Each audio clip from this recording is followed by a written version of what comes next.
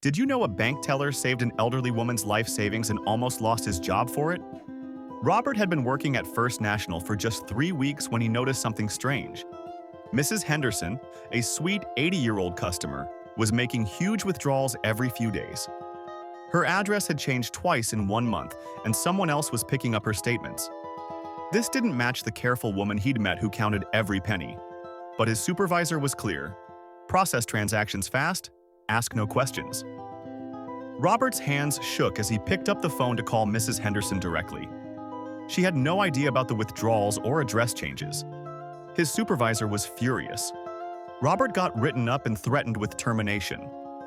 2 days later, police arrested Mrs. Henderson's caregiver for identity theft. She had stolen over $200,000 from the elderly woman's accounts. Robert went from probation to permanent employee with full benefits. Sometimes doing the right thing means risking everything.